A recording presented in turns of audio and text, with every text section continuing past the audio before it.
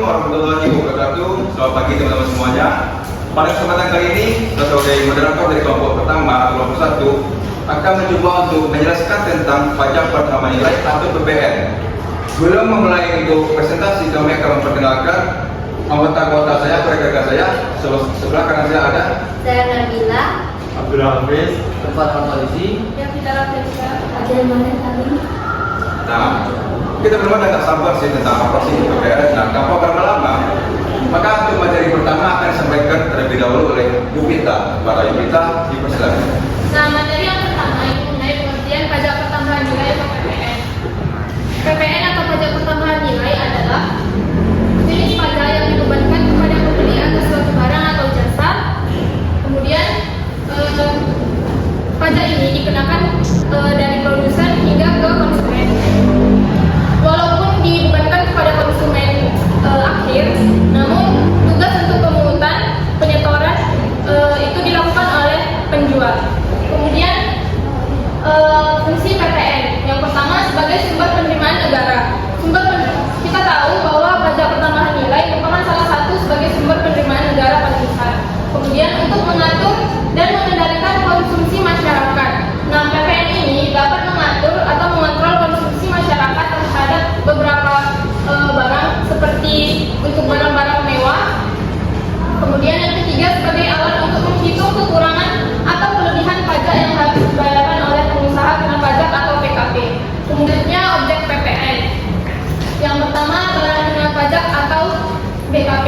Nah, barang kena pajak ini dapat berupa barang yang berwujud ataupun tidak berwujud. Nah, untuk barang yang berwujud itu contohnya seperti mesin, komputer atau contoh lainnya. Nah, yang ketiga, kemudian yang barang tidak berwujud itu seperti bangunan ataupun tanah. Yang kedua, jasa kena pajak atau JKP. Ini seperti jasa pelayanan, bisa berupa jasa pengiriman barang atau biro perjalanan. Selanjutnya materinya akan dijelaskan oleh rekan saya Jahala Nabila. Di sini saya akan menjelaskan apa sih jenis barang yang tidak dikenakan PPN. Terus nanti juga ada jasa yang dikenakan PPN. Nah, makanan dan minuman yang disajikan di hotel atau di restoran itu termasuk jenis barang yang dikenakan PPN. Itu maupun makan di tempat ataupun mau dibawa ke rumah. Yang kedua, adanya uang atau emas batangan untuk kepentingan cadang, devisa negara dan surat berharganya. Selanjutnya ada jasa yang tidak dikenakan pajak pertambahan nilai seperti jasa kesenian, itu yang dimana untuk hiburan meliputi jenis yang dilakukan oleh pekerjaan seni. Kedua, ada jasa perhotelan, itu seperti untuk penyewaan kamar. Ketiga, ada jasa yang disediakan oleh pemerintah untuk dalam rangka menjalankan pemerintahan secara umum. Selanjutnya ada jasa penyediaan parkir, itu meliputi jasa penyediaan yang penyediaan parkirnya dilakukan oleh pemilik tempatnya. Selanjutnya ada jasa boga atau catering. Itu semua kegiatannya penyediaan makanannya berdasarkan Undang-Undang Nomor 7 Tahun 2021 Bab 4 Pasal 4A. Selanjutnya akan dijelaskan oleh rekan saya itu Hafiz. Oke, selanjutnya untuk tarif pajak pertambahan nilai. Itu yang pertama, sebesar 11% yang berlaku pada tanggal 1 April 2022. Untuk yang kedua, sebesar 12% yang mulai berlaku paling lambat pada tanggal 1 Januari 2025. Oke, untuk tarif sebesar 6%. Itu yang pertama, ekspor BKP berwujud. Yang kedua, ekspor BKP tidak berwujud. Dan yang ketiga, ekspor JKP. udah. Untuk ketentuan PPN menurut Undang-Undang 47 2021 Pasal 8A. PPN yang terutama itu dengan cara mengalihkan tarif dengan BPP yang memiliki harga dua pergantian, nilai impor, nilai ekspor, dan lain-lain. Pajak masukan atas perolehan BKP dan atau JKP, impor BKP, serta pemanfaat BKP tidak berwujud atau pemanfaatan JKP Dari dua daerah pabean di dalam daerah pabean yang dalam ketentuan PPN terbentang menggunakan DPP berupa nilai-nilai atau dikreditkan. Nah, untuk materi selanjutnya mungkin saya akan menjelaskan tentang penggiritan pajak masukan. Nah, seperti teman-teman bisa melihat secara umum pajak masukan ini bisa kita gabung dengan pajak pengeluaran. Salah lagi, sumpah. Bukan digabung, dikreditkan. Nah, untuk materi selanjutnya mungkin akan saya jelaskan lebih dahulu itu adalah tentang pengreditan pajak masukan. Teman-teman sudah mengetahui kan apa itu pajak masukan dan pajak keluaran. Jika terjadi suatu pembelian, maka itu disebut pajak masukan. Jika terjadi penjualan, maka adalah pajak keluaran. Nah, jadi teman-teman, pajak masukan ini bisa kita kreditkan barengan dengan pajak keluaran asal sesuai dengan syarat. Dan juga PKP atau pengusahaan dana pajak ini kita bisa mengkreditkan walaupun belum ada penyerahan BKP atau JKP asal sesuai dengan syarat. Nah, syaratnya itu harus ada faktur yang sah, faktur pajak yang sah, dan juga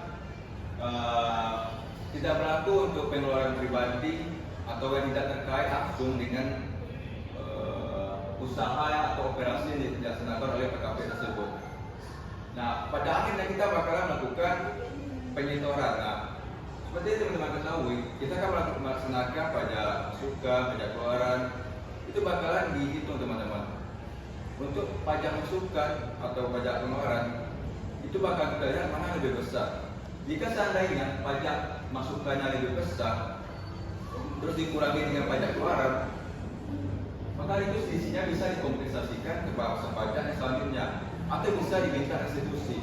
Tapi jika pajak keluarannya itu lebih besar dari pajak masukan, maka itulah sisinya yang akan disetor kepada negara.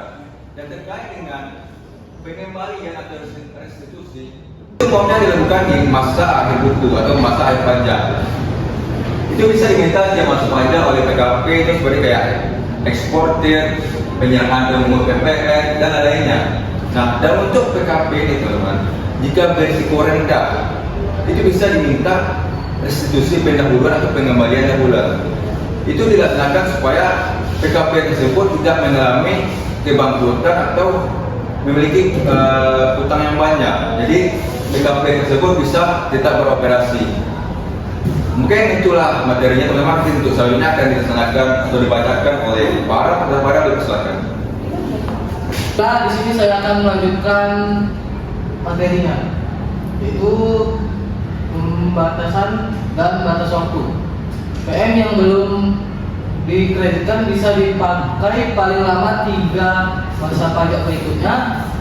Jika ada 3 tahun PKP belum ada penyerahan, PM yang dikreditkan jadi tidak ada dapat dikreditkan lagi, maka harus dikembalikan ke negara. Ada sanksi bunga jika tidak mengembalikan sesuai waktu. Lanjut. Yang keenam, kasus khusus. Jika PKP melakukan penyerahan campuran atau terutang dan tidak terutang PPN, maka PM yang bisa dikreditkan mengikuti ketentuan pembukuan atau pedoman yang berlaku. PM sebelum dikukuhkan sebagai PKP tetap bisa dikreditkan setelah jadi PKP dengan batas maksimal 80% dari PK. PM ditemukan saat pemeriksaan atau lewat ketetapan pajak masih bisa dikreditkan asal syaratnya terpenuhi. Yang terakhir, dalam pembangunan, pelemburan, pemekaran, pemecahan, dan pengembangan usaha PM yang belum dikreditkan bisa digunakan oleh PKP penerima penggunaan. Baiklah, selanjutnya akan dilanjutkan oleh rekan saya, yaitu Adel. 3. Undang-Undang Nomor 7 Tahun 2021 Bab 4 Pasal 9A. PKP yang A. Peredaran usaha akan jumlah tertentu, B. Melakukan usaha tertentu, dan atau melakukan penyerahan PKP atau JKP tertentu, maka boleh dipakai PPN besaran tertentu.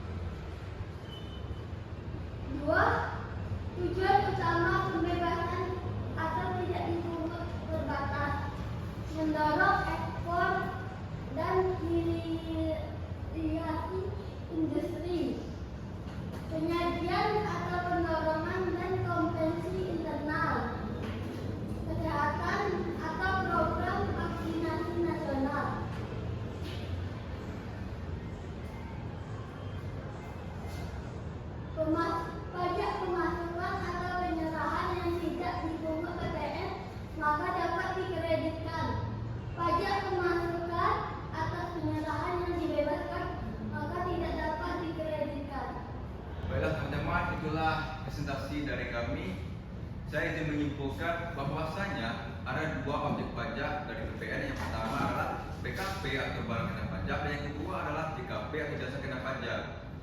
Nah, dari kedua objek ini itu ada juga pajak yang tidak dikenai oleh PPN.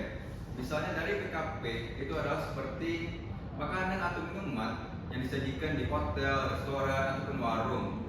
Dan juga untuk JKP itu bisa seperti jasa penyediaan tempat parkir, jasa keagamaan, jasa perhotelan, jasa hiburan, itu karena termasuk di PDRT. Nah, intinya teman-teman, pada saat ini itu tarif kita adalah untuk PPN itu masih 11%, namun sejak 1 Januari 2025 itu ada tarif 12%, tapi hanya untuk beberapa barang mewah saja. Nah, pada tutup buku atau akhir masa pajak ketika kita menyetor, maka itu jika pajak keluarannya itu lebih besar, maka itulah yang disetor, selisih dari pajaknya. Jika pajak masukannya lebih besar, maka itu bakalan direstitusi atau pengembalian untuk kompensasi di masa berikutnya. Dan juga teman-teman, di masa akhir pajak itu kita bakalan menyetor tersebut adalah dengan austerity agar tidak adanya kesalahan. Mungkin hanya itu yang bisa kami sampaikan teman-teman, semoga bermanfaat. Jika sekiranya ada pertanyaan mungkin bisa teman-teman komen dalam kolom komentar. Kami tutup. Assalamualaikum warahmatullahi wabarakatuh.